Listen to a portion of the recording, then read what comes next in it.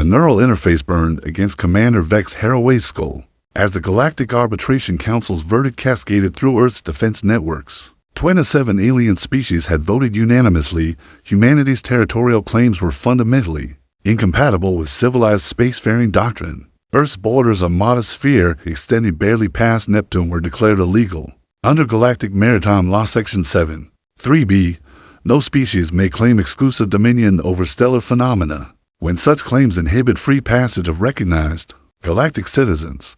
HFY's cybernetic left eye twitched as she absorbed the Council's reasoning. The Velthari delegation had argued that Sol's gravitational well constituted a natural highway that all species should access freely. The insectoid Hrexkith claimed humanity's solar energy collection satellites violated stellar resource appropriation treaties they'd never signed.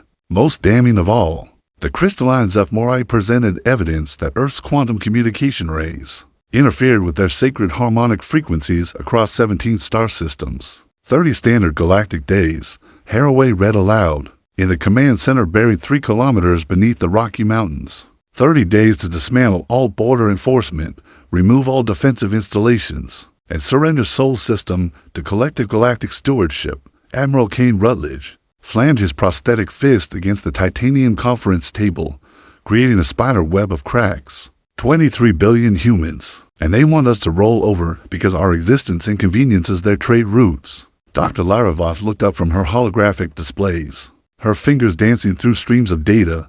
The vote wasn't even close. 27-0. They have already begun mobilizing enforcement fleets detecting massive military buildups at the edge of 42 different systems. How massive? HFY's voice remained steady, but her artificial eyes targeting reticle flickered red. Conservative estimate, 12,000 ships, maybe 15. Each fleet alone outguns our entire combined defense force. The silence stretched until Lieutenant Commander Jace Torino cleared his throat. Ma'am, there's something else. The Council's enforcement clause includes provisions for population management. HFY's spine went rigid. Explain. If we resist, they classify us as a galactic menace under Section 12.7. That authorizes, Torino's voice broke, authorized species reduction to sustainable levels. They define sustainable as roughly 200 million humans confined to Earth's surface. The mathematics were simple and horrifying. Over 20 billion people would die. Humanity would become zoo animals, kept alive only to satisfy some alien scientific curiosity or misguided compassion. They think, we'll submit because we're outnumbered. Rutledge growled.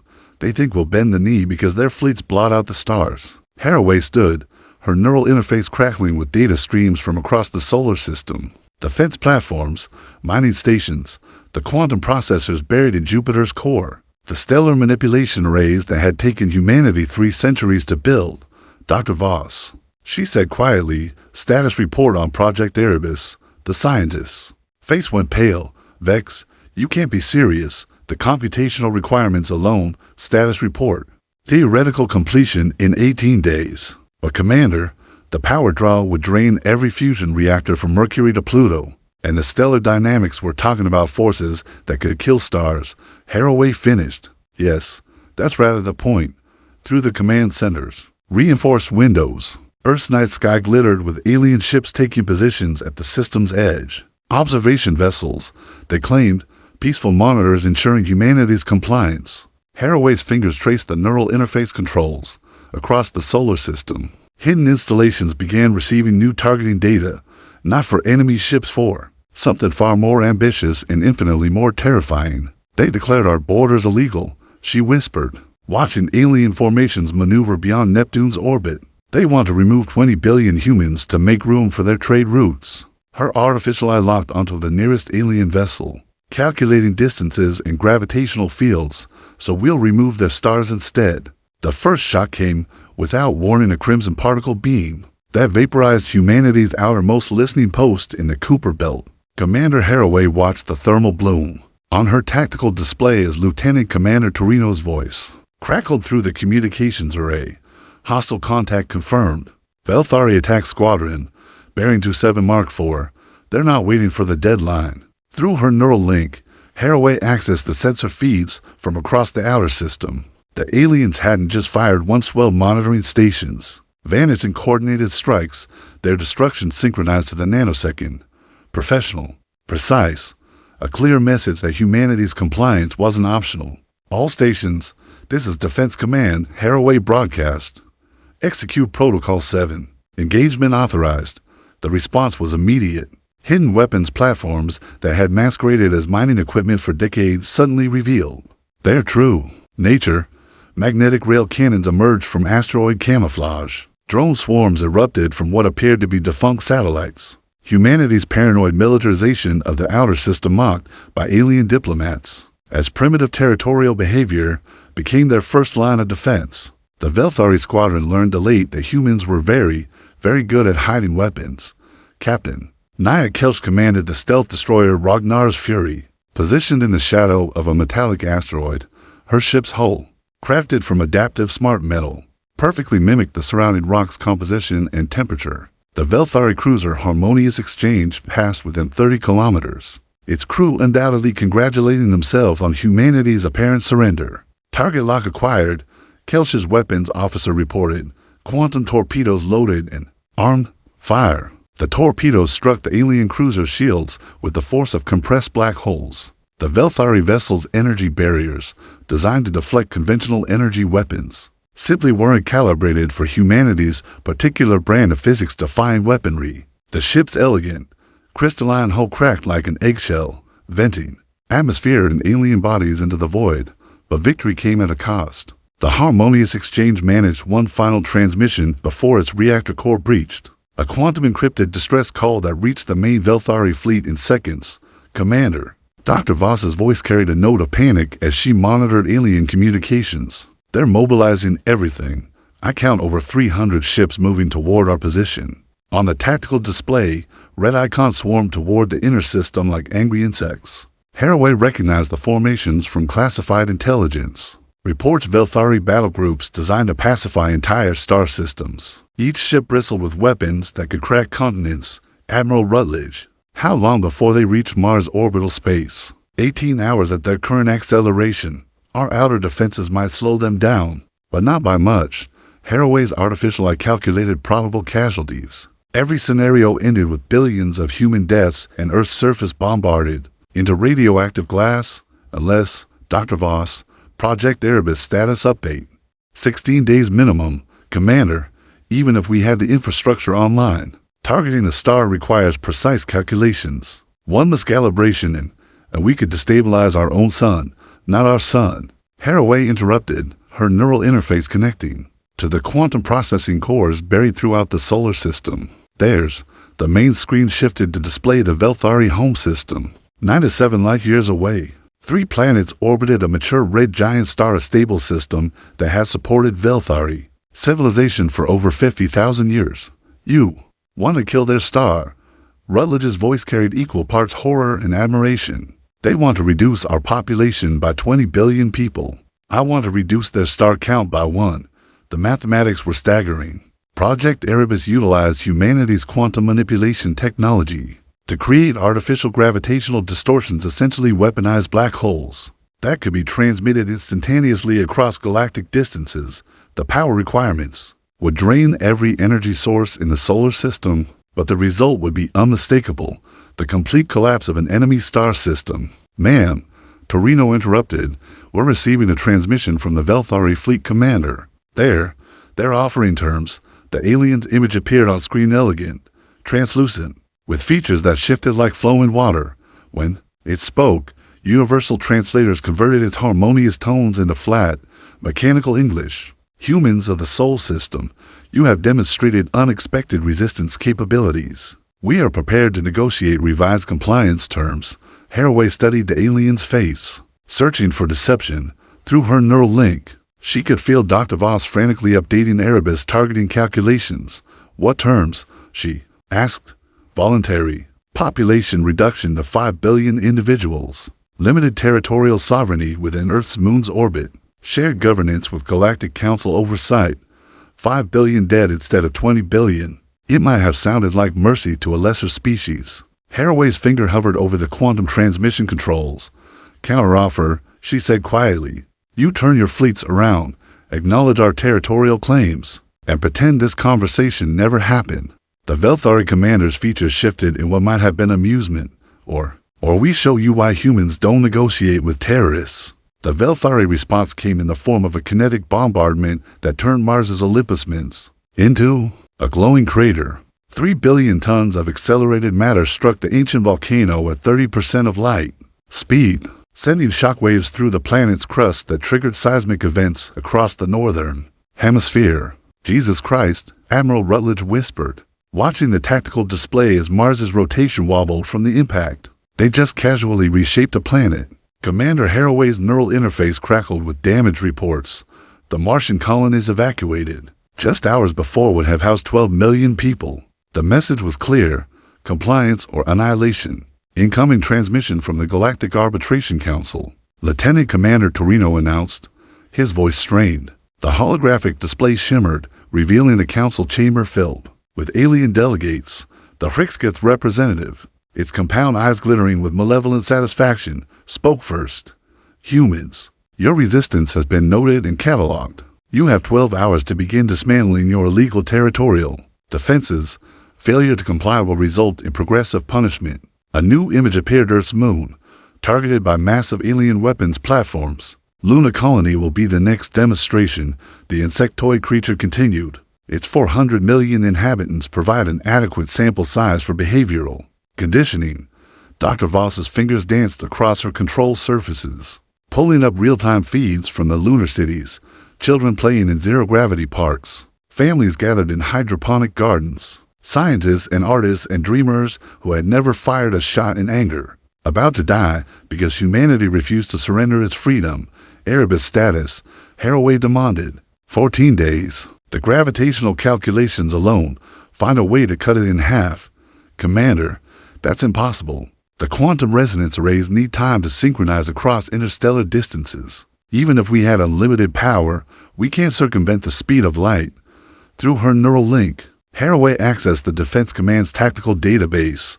Humanity's Fleet 300 ships, built in secret over decades, wouldn't last 10 minutes against the alien armada. Their weapons were powerful, but not nearly powerful enough, unless... What if we don't target their home system? She asked suddenly. Dr. Voss looked up from her calculations. Ma'am, Erebus was designed to collapse distant stars through quantum manipulation. But what about local applications, smaller targets? The scientist's face went pale as she understood. You want to weaponize stellar phenomena in our own system. The asteroid belt contains enough mass to fuel a dozen artificial black holes. If we can create localized gravitational distortions, we could trap entire fleets in inescapable event horizons. Dr. Voss finished. But Commander, the computational requirements would still drain our entire power grid, and if we miscalculate, we could tear apart the inner planets. Better than surrender. The command center's main display shifted to show the alien fleet's approach vector. Over 400 ships now, with more arriving every hour. The lead elements would reach Earth's orbital space in 6 hours. Man, Captain Kilsh's voice crackled through the comm system. We're tracking massive energy buildups in the enemy formation. They're preparing to bombard Luna. HFY closed her eyes, feeling the weight of 23 billion lives pressing against her consciousness. Through her neural interface, she could access the thoughts and fears of every human in the solar system. Parents clutching children, soldiers preparing for hopeless battles, scientists working frantically to find solutions that might not exist. All stations, this is Defense Command. Begin emergency power transfers to Erebus installation sites. I want every fusion reactor, every solar collector, every quantum battery in the system feeding into the project. Commander, Rutledge protested. That will leave our defensive systems without power. Our ships, our weapons, will be useless anyway against those numbers. Our only chance is to make them afraid. The power transfers began immediately. Across the solar system, cities went dark as their energy grids fed into humanity's most desperate. Gambit, space elevators shut down. Orbital habitats switched to emergency life support. Mars colonies, already devastated by the kinetic strike, diverted their remaining resources to the cause. Dr. Voss worked with manic intensity, her fingers blurring across holographic interfaces as she recalculated targeted solutions. If we focus on Jupiter's major moons, we can create artificial gravity wells using their mass as anchor points. The alien fleets would be pulled into. A new alarm klaxon interrupted her. On the main display, the enemy formation was accelerating. No longer content to wait, they were rushing toward Earth at maximum velocity. Time to intercept? HFY asked. 3 hours, Torino replied grimly. Erebus operational status? 6 hours minimum for the smallest scale deployment. The mathematics were brutal and undeniable. The aliens would reach Earth long before humanity's ultimate weapon came online, unless someone bought them time. HFY activated the General Fleet Communications Channel. All ships, this is Commander HFY. We are about to engage an enemy force that outnumbers us 15 to 1. Our orders are simple. Delay them at any cost. Make them bleed for every kilometer. Make them remember that humans don't die quietly. Admiral Rutledge's scarred face appeared on a secondary screen. Every ship in the fleet volunteers for this mission. Commander, we'll hold them as long as possible. See that you do, Admiral. The future of our species depends on the next few hours. As humanity's small fleet moved to intercept the alien armada, HFY turned back to the Erebus controls. If this failed, if they couldn't hold the enemy long enough, she pushed the thought away. Failure wasn't an option when 23 billion lives hung in the balance. Admiral Rutledge's flagship, the Dreadnought Indomitable, led humanity's desperate charge with the fury of a species facing extinction.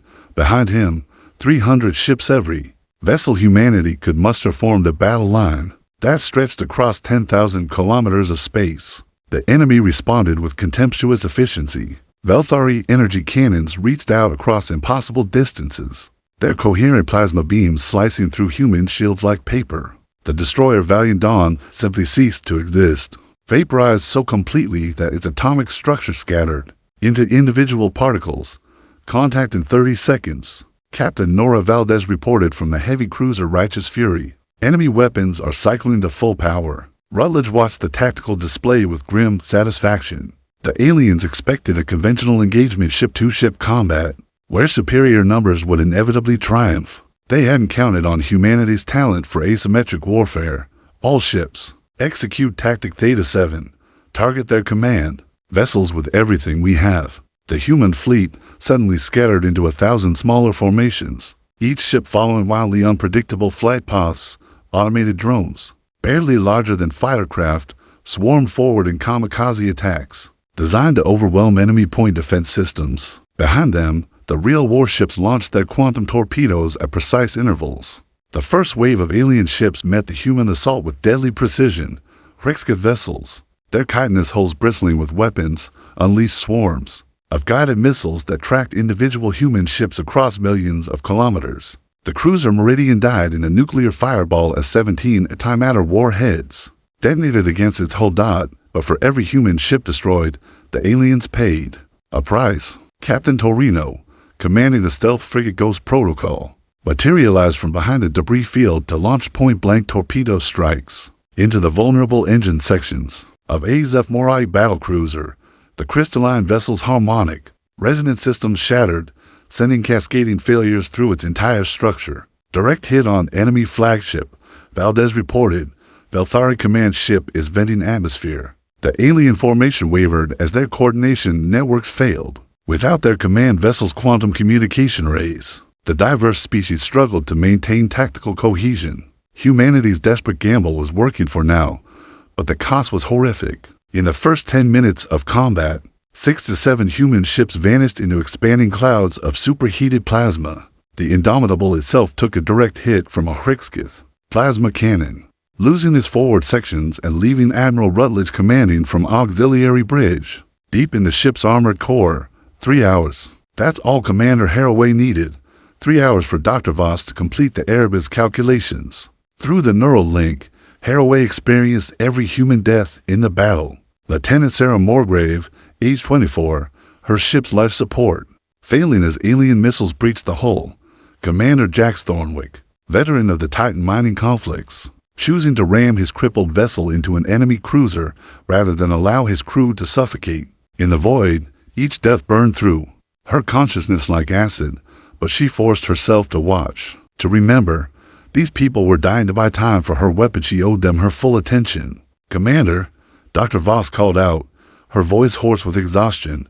I need to show you something. The Erebus targeting calculations, we can't precisely control the gravitational distortions once they begin. The artificial black holes will consume whatever matter is available on her display. Projected models show the devastating effects. The weapon would indeed trap the alien fleets in inescapable gravity wells, but the resulting space-time distortions would propagate throughout the solar system. Asteroid mining stations, deep space habitats, the outer colonies. How many casualties? HFY asked quietly. Conservative estimate, 50 million people in the outer system installations. And that's if we're lucky with the gravitational propagation patterns. 50 million human lives. The moral calculus was brutal: kill 50 million to save 23 billion. Any rational military commander would accept those odds without hesitation. But HFY had seen enough death through her neural interface, the faces of dying soldiers, the terror of families preparing for annihilation, the desperate courage of pilots flying hopeless missions, all of it weighed against her decision. Ma'am, Lieutenant Commander Torino interrupted. Admiral Rutledge reports enemy reinforcements arriving. 2 additional fleets. Over 600 ships total. The tactical display updated to show the new threat. The aliens weren't just trying to conquer humanity, they were bringing enough firepower to sterilize the entire solar system. Complete extermination. Erebus status, 90 minutes to operational deployment. But Commander, the power requirements are exceeding our projections. We're draining fusion reactors faster than anticipated. Through her neural link, HFY felt the solar system's infrastructure failing. Cities going dark. Life support systems switching to emergency power. Orbital habitats beginning uncontrolled tumbles as their stabilization systems shut down. The enemy had forced humanity into an impossible choice: surrender and face genocide, or activate Erebus and kill millions of their own people in the process. Admiral Rutledge, she transmitted to the fleet. How long can you hold them? The reply came through static and electromagnetic interference. We've lost 70% of our ships, Commander. The enemy is regrouping for a final push. Estimate, 15 minutes before they break through our lines. 15 minutes. Nowhere near enough time for Erebus to come online. HFY's finger hovered over the weapon activation controls. Around her, the command center staff waited in tense silence. Outside, humanity's last defenders died in the cold vacuum of space, buying time they didn't have for a weapon that might save them all, or damn them to an even worse fate. Dr. Voss, she said quietly, begin emergency activation procedures, cut every safety protocol, bypass every confirmation check. We're going to fire Erebus in 15 minutes, ready or not. The scientist's face went pale.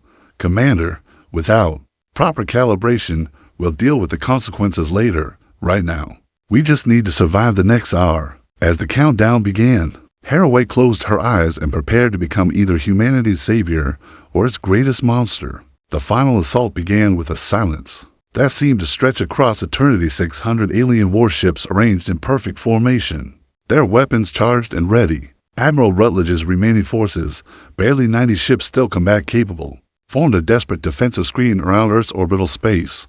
All ships. This is Admiral Rutledge. We hold this line or humanity dies. Make every shot count.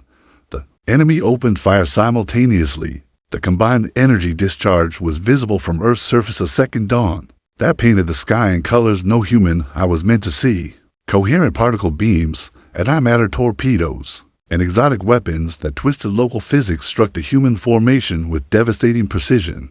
The battlecruiser Defiance lasted exactly 4 seconds before a Velthari plasma cannon vaporized its forward sections. Captain Torres and her crew of 800 simply ceased to exist, their atoms scattered across a cubic kilometer of space. The heavy cruiser Relentless managed to return fire, its quantum torpedoes striking a Hrixkith destroyer, but immediately took 7 missile hits that cracked its hull like an eggshell. Through her neural interface, Commander HFY experienced every death in excruciating detail. Chief Engineer Kamal Hassan, trapped in a compartment as alien fire breached the hull. His last thought was of his daughter on Earth, wondering if she would remember him. Weapons Officer Lisa Grange, her station exploding in her face as enemy targeting systems found Relentless's ammunition storage, but humanity's warriors had learned to die expensively. Captain Valdez, commanding the crippled Righteous Fury, discovered her ship's main reactor was about to breach. Instead of evacuating, She ordered maximum acceleration toward the enemy flagship, a massive Zephyr dreadnought, whose crystalline hull gleamed with deadly beauty. "This is righteous fury," she transmitted. "Tell my family I went out swinging." She triggered the reactor overload manually. The resulting explosion created a miniature star that consumed everything within a 50-kilometer radius. The Zephyr flagship, 3 escort vessels, and Captain Valdez's crew of 600 vanished in a ball of nuclear fire. The aliens learned that humans were very good at dying in ways that took their enemies with them. On Earth, Dr. Voss worked with manic desperation as Erebus drew power from across the solar system. Lunar cities went dark. Mars colonies lost life support. Deep space mining stations began broadcasting distress signals as their fusion reactors shut down to feed humanity's ultimate weapon. 10 minutes to emergency activation, she announced, sweat beading on her forehead despite the command center's Arctic temperature. Gravitational anchors are establishing resonance locks on target coordinates. The targets were the most massive objects within reach of the alien fleet. Jupiter's major moons, Europa, Ganymede, Callisto, and Io, would become gravitational weapons. Their mass converted into artificial black holes that would trap the enemy in inescapable space-time distortions. But first, humanity's defenders had to survive 10 more minutes. The indomitable Admiral Rutledge's flagship fought like a cornered predator. Its weapons systems, jury-rigged after taking massive damage, fired continuously at any alien vessel within range. The ship's magnetic railguns hurled tungsten projectiles at 30% of light speed, each impact delivering the force of a nuclear warhead. Direct hit on Velthari cruiser, reported Lieutenant Commander Hayes from the weapons station. Target is breaking apart, but for every enemy ship they destroyed, 3 more took its place. The Hrixkith had deployed their infamous bioships, living vessels that could regenerate damage and adapt to human weapons in real time. One of these abominations, a kilometer-long creature that resembled a cross between a whale and a centipede, absorbed 7 quantum torpedo hits without slowing down. "Ma'am," Hayes called out, "the bioship is launching some kind of organism, multiple contacts, heading directly for us." The organisms were Hrixkith assault pods, living projectiles filled with alien warriors trained for ship-to-ship combat. They struck the Indomitable's hull and immediately began boring through the armor. With acid secretions, boarding action in progress, Rutledge announced calmly, "All hands to combat stations, repel boarders." The battle moved inside humanity's flagship as Hrixkith warriors, their chitinous exoskeletons gleaming with bioluminescent threat displays, carved through bulkheads with razor-sharp appendages. Human Marines, armed with plasma rifles and powered armor, met them in corridors filled with toxic alien atmosphere. Sergeant Major Ellen Avance led the defense of Engineering Section Charlie, her squad of 12 Marines facing down 30 Hrixkith warriors in a compartment barely 20 meters wide. The aliens moved within human speed, their multiple limbs allowing them to fight while clinging to walls and ceilings, covering fire. Vance shouted, her plasma rifle cutting down an alien warrior that had been attempting to flank her position. "Don't let them reach the reactor controls." Private Hendricks, barely 19 years old, died when an alien's acid spray dissolved his helmet faceplate. His screams echoed through the compartment until Corporal Morrison ended his suffering with a mercy shot. Morrison lasted another 30 seconds before an alien's claws opened his throat. The fighting was brutal, personal, and absolute. No quarter asked or given. The Hrixkith killed to harvest genetic material for their bioweapons programs. Humans killed to protect the last free world in the galaxy. 5 minutes to Erebus activation, Dr. Voss announced. In space, the human fleet had been reduced to fragments. Less than 20 ships remained combat-capable, and most of those were running on emergency power and prayers. The aliens pressed their advantage, closing to point-blank range where their superior numbers would guarantee victory. The destroyer Phoenix made a final desperate run at a cluster of enemy vessels, its captain knowing the ship's damaged engines would never let them escape. They took for Velthari ships with them when their antimatter containment failed. Admiral Rutledge, fighting hand-to-hand combat against Hrixkith boarders in his own command center, activated the fleet's final protocol. All remaining ships, he transmitted between rifle shots. Ramming speed. Take as many of the bastards with you as you can. The last of humanity's fleet accelerated toward the enemy formation, their crews singing battle hymns as they prepared to die. Commander HFY, watching the slaughter through her neural interface, placed her hand on the Erebus activation control. 3 minutes early, she whispered. God forgive us all. She pressed the button across the solar system, every fusion reactor, every solar collector, every quantum battery discharged simultaneously. The power surge was visible from light years away, a flash of energy that briefly outshone Sol itself. At Jupiter's orbit, reality began to tear. The first sign that something had gone catastrophically wrong came from the deep space monitoring stations orbiting Jupiter. Dr. Voss watched in horror as gravitational readings spiked beyond measurement. The displays simply showing E or RO or symbols as the laws of physics bent beyond recognition. Commander, she called out, her voice tight with terror. The artificial black holes aren't stabilizing at the calculated parameters. They're growing exponentially on the main tactical display. What should have been precisely controlled gravitational distortions had become something far more dangerous. The massive Europa, Ganymede, Callisto, and Io was collapsing into four distinct space-time singularities, each one pulling in matter and energy at an accelerating rate. The alien fleet, caught between the moons as planned, found themselves trapped in gravitational fields that twisted their sophisticated vessels into metallic spaghetti. Velthari ships, their elegant hulls designed for aesthetic beauty, stretched and deformed as tidal forces ripped them apart. Hundreds of enemy vessels simply vanished beyond event horizons. Their crew's final screams Doppler shifted into subaudible frequencies, but the black holes weren't stopping. Gravitational propagation is exceeding all models, Dr. Voss reported, her fingers dancing frantically across control surfaces that no longer responded. The distortions are cascading through Jupiter's magnetosphere, affecting the orbital mechanics. She stopped speaking as new readings flooded her displays. The artificial singularities were pulling each other into a resonance pattern, their combined gravitational effects creating a supermassive black hole. At the center of Jupiter's former position, my God, Admiral Rutledge's voice crackled through the comm system from the Indomitable. You can see it from here. Jupiter's disappearing. Through the command center's reinforced windows, the gas giant that had dominated humanity's night sky for millennia was visibly contracting. Its massive atmosphere, containing enough material to build 1,000 Earths, spiraled into the growing singularity like water down a drain. Commander HFY felt the mathematical certainty settling over her like a death shroud.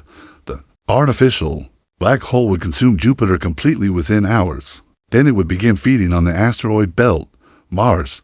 Eventually, Earth itself would be pulled into the gravitational maelstrom they had created. How long? She asked quietly. 18 hours until the distortion reaches Mars' orbit. Dr. Voss replied. 47 hours until Earth becomes uninhabitable due to tidal effects. 72 hours until total planetary consumption. They had saved humanity from alien conquest by dooming them to an even worse fate, consumed by a weapon of their own creation. But the immediate tactical situation had changed dramatically. Of the 600 alien ships that had threatened Earth, fewer than 50 remain operational. Most were desperately fleeing the expanding gravitational anomaly, their advanced propulsion systems barely sufficient to escape the artificial black hole's growing influence. Ma'am, Lieutenant Commander Torino announced, we're receiving multiple surrender requests from enemy vessels. They're asking for assistance escaping the gravitational distortions. The irony was perfect and terrible. The aliens who had come to exterminate humanity now begged for help against the cosmic horror they had forced them to unleash. Denied.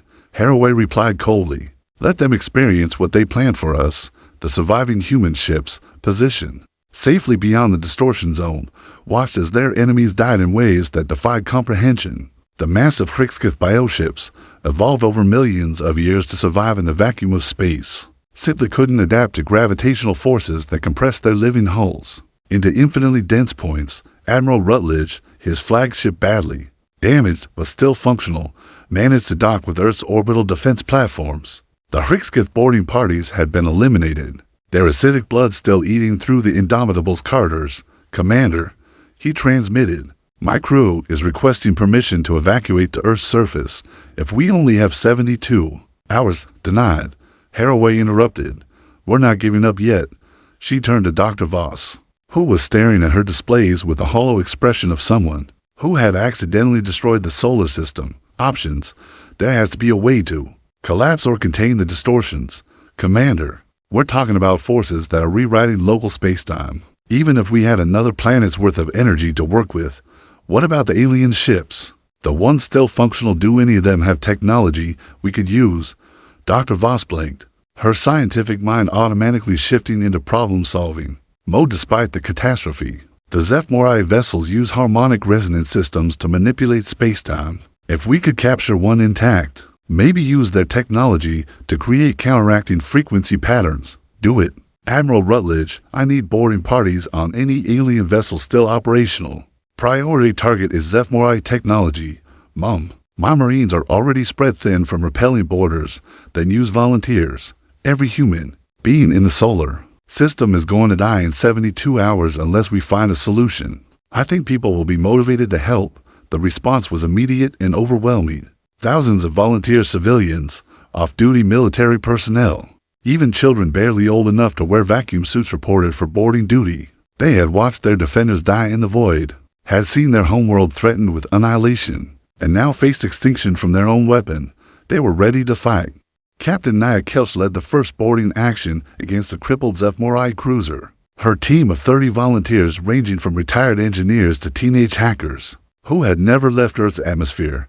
The alien vessel, its crystalline hull fractured by gravitational stress, but still largely intact, drifted helplessly at the edge of the expanding distortion. Remember, Kelch transmitted as they approached the alien ship. We need their harmonic resonance generators intact. Kill anything that moves, but don't damage the technology. The boarding was swift and brutal. The hfy crew, evolved from silicon-based crystalline organisms, fought with desperate efficiency. Their natural ability to manipulate electromagnetic frequencies turned the ship's corridors into death traps filled with coherent energy discharges. Private Elena Voss, Dr. Voss's own daughter, who had volunteered despite her mother's protests, died when a hfy warrior's sonic scream shattered her helmet's faceplate.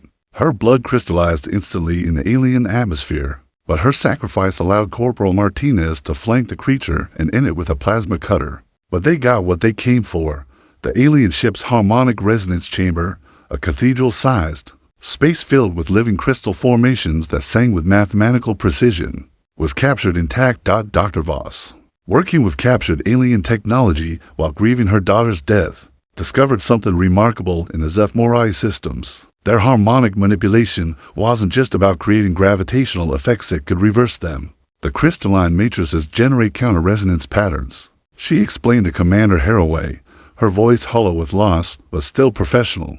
If we can synchronize them with the artificial black hole's gravitational frequencies, we might be able to create interference patterns that collapse the singularities. How long? 6 hours to modify the alien systems, 12 hours to generate sufficient counter-resonance. We need to position the devices at precise locations around the expanding distortion zone. 18 hours total. They had 47 hours before Earth became uninhabitable. Do it. But the aliens weren't finished. The surviving enemy ships, faced with their own extinction in the gravitational maelstrom, had made a desperate decision. Rather than flee the system, they were regrouping for one final assault on Earth itself. Commander, Admiral Rutledge reported, 43 enemy vessels are accelerating toward Earth. They're broadcasting on all frequencies something about mutual destruction and galaxy-wide warning. The logic was brutally simple. If the aliens couldn't conquer humanity, they would ensure that news of humanity's willingness to destroy entire star systems reached every civilization in the galaxy. Earth would become a cautionary tale, a warning about the dangers of allowing humans to develop advanced technology. Time to intercept, 8 hours. And Commander, they're not coming to invade. Every ship is configured for orbital bombardment. They plan to sterilize Earth's surface before the gravitational effects can kill them. HFY closed her eyes, feeling the weight of impossible decisions. They had 6 hours to modify alien technology, 12 hours to collapse the artificial black holes, and 8 hours to stop a genocidal bombardment of their homeworld. Through her neural interface, she felt the determination of 23 billion humans who refused to surrender. On Earth's surface, civilian populations were organizing into militia units. In orbit, construction crews were converting mining equipment into improvised weapons. Throughout the solar system, every human being capable of fighting was preparing for humanity's final battle. All stations, this is Defense Command, she broadcast. We have 18 hours to save our species and our world. Failure is not an option. As the countdown began, Commander HFY prepared to discover whether humanity's greatest strength, their absolute refusal to accept defeat, would be enough to overcome the cosmic forces they had unleashed. The final battle for Earth began in the shadow of humanity's dying star system. Jupiter's magnificent rings had become a spiral of matter disappearing into an event horizon that bent light itself into impossible geometries. The gas giant's 12 billion-year existence ended, not with a bang, but with a whisper, matter compressed beyond the point where atoms could exist, vanishing into a singularity that sang with gravitational waves. Dr. Voss, working with feverish intensity in the captured fMRI resonance chamber, felt her daughter's death like a physical wound. But Elena's sacrifice had meaning now. The alien harmonic technology was responding to human modifications, its crystalline matrices learning to sing in frequencies that could unravel the very fabric of space-time they had torn. Counter-resonance generators are synchronizing, she reported to Commander HFY. I need 4 to 7 minutes to complete the frequency calibration. 47 minutes. The alien bombardment fleet would reach Earth in 36. Admiral Rutledge's voice crackled through the comm system from the orbital defense platforms. Commander, we're tracking massive energy buildups in the enemy formation. They're not planning to land, they're going to glass the planet from orbit. Through her neural interface, HFY felt the determination of humanity's defenders, the surviving ships of the combined defense force. Battered hulks held together by emergency welds and stubborn refusal to die.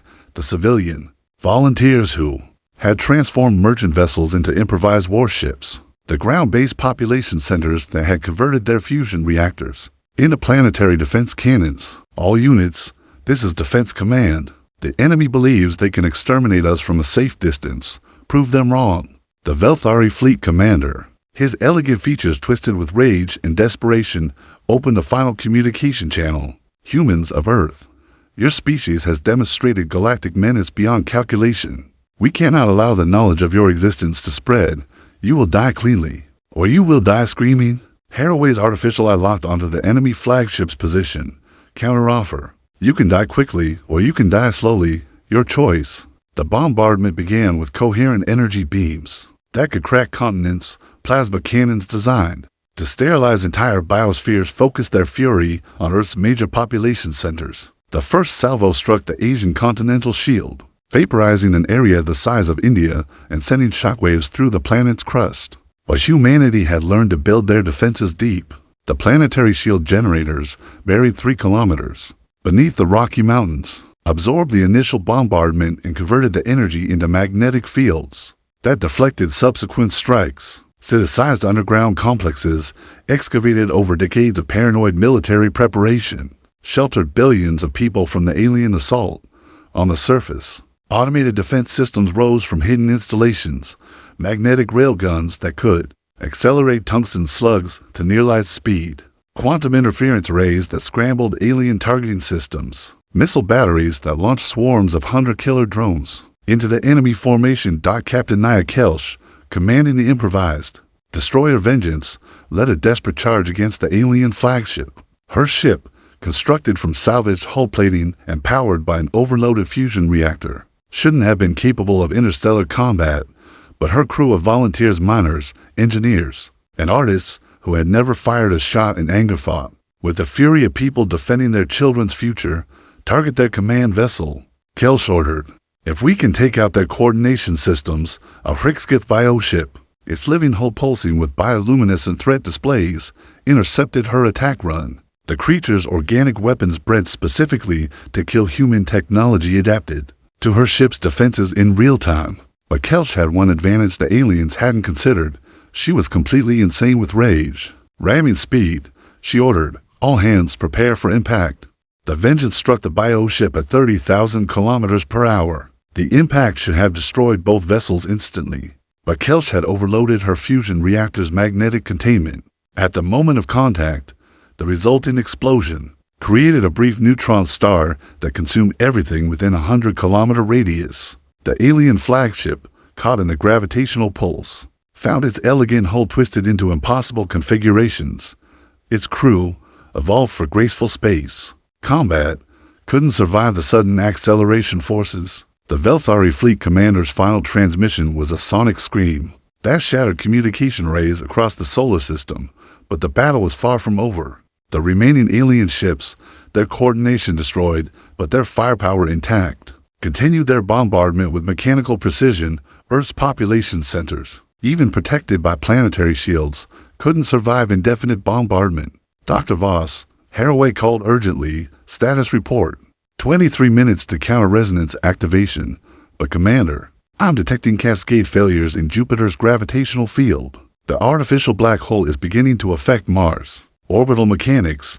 Through the command center's reinforced windows, Mars was visibly moving. The red planet, pulled by gravitational forces that hadn't existed an hour ago, was beginning a death spiral toward the expanding singularity. Its two moons, Phobos and Deimos, had already vanished beyond the event horizon. The mathematics were relentless. Even if they stopped the alien bombardment, even if they collapsed the artificial black holes, Mars would be uninhabitable within days. The asteroid belt would be consumed within weeks. Earth itself would experience tidal effects that would make the planet uninhabitable for centuries. Unless, Dr. Voss, what if we don't try to collapse the singularities? What if we redirect them? The scientist looked up from her calculations, her face pale with exhaustion and grief. Redirect them where? Away from the solar system. Use the hfy harmonic technology to create a gravitational corridor, essentially push the black holes out of our local space. Commander, that would require energy levels we don't have. Even with the alien technology, we need to use the bombardment. HFY interrupted. Every energy beam they fire at Earth, every plasma cannon discharge redirected into the harmonic resonance arrays. The concept was audacious and completely insane. Instead of defending against the alien bombardment, they would use it to power their own salvation. The enemy's weapons would become the energy source for humanity's escape from the cosmic disaster they had created. It could work, Dr. Voss admitted, but we'd need to drop Earth's planetary shields. Every population center would be exposed to direct bombardment. 23 billion people.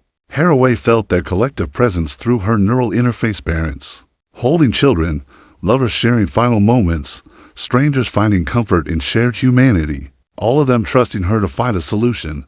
All planetary defense stations. This is Defense Command. Prepare to lower shields on my mark. Redirect all bombardment energy to the harmonic resonance arrays. The response was immediate and unanimous. Every human being on Earth understood the choice: certain death from alien bombardment, or possible survival through an untested technology powered by their enemies' attempts to kill them. Shields down in 3, 2, 1. Mark. The alien bombardment struck Earth's surface with the force of 100 nuclear weapons. Cities vanished in clouds of superheated plasma. Mountain ranges melted into flowing rivers of molten rock. The Pacific Ocean began to boil, but the energy didn't dissipate. Every joule of destructive force was captured by the harmonic resonance arrays and converted into gravitational manipulation fields. The artificial black holes, sensing the new energy source, began to move. It's working, Dr. Voss shouted over the cacophony of destruction. The singularities are beginning to migrate out of the solar system. On the tactical display, the impossible became reality. The artificial black holes, fed by the alien bombardment, began a slow but inexorable journey toward interstellar space. They would take centuries to reach the edge of the solar system, but their gravitational influence on the inner planets was already diminishing. The alien bombardment fleet, realizing their weapons were being used against them, attempted to withdraw, but the gravitational distortions they had helped create trapped them in slowly decaying orbits around the black holes. One by one, the enemy's ships were pulled into the event horizons they had powered. The last Velthari commander, his ship caught in the gravitational maelstrom, opened a final communication channel. Humans, he transmitted, his voice distorted by relativistic effects. You have achieved the impossible. The galaxy will remember your name. His words Doppler shifted into silence as his ship crossed the event horizon. Commander. HFY stood in the command center, watching the tactical display as the artificial black holes began their long journey into interstellar space. Earth's surface was scarred. Beyond recognition, entire continents had been reshaped by the alien bombardment. But humanity had survived.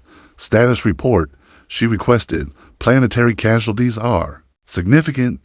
Dr. Voss replied quietly. Preliminary estimates suggest 4 billion dead from the bombardment and subsequent environmental effects. But the gravitational distortions are stabilizing. Earth will remain habitable. For billion people, the price of humanity's survival had been paid in blood and ashes. But they had refused to surrender their freedom to alien tyranny. Commander, Admiral Rutledge's voice crackled. Through the comm system, we're receiving communications from across the galaxy. Every major civilization is demanding to know what happened here. Some are offering alliance treaties. Others are threatening preemptive strikes. Through her neural interface, HFY felt the collective will of humanity's survivors.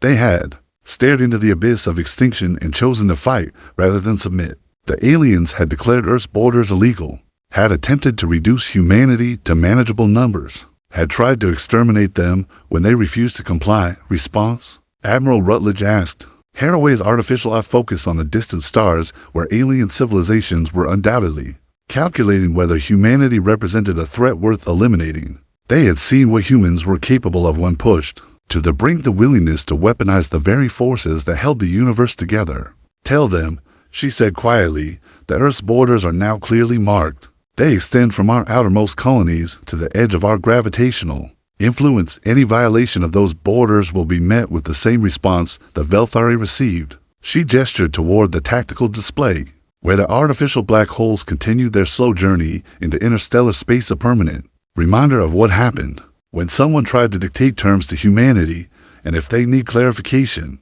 on our territorial claims, she added, they can ask the stars we removed from this sky.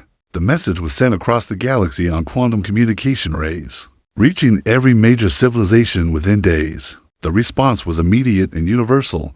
Humanity's borders were recognized as legitimate, their territorial claims accepted without question. In the years that followed, Earth became known throughout the galaxy as the world that had weaponized space-time itself rather than surrender its freedom.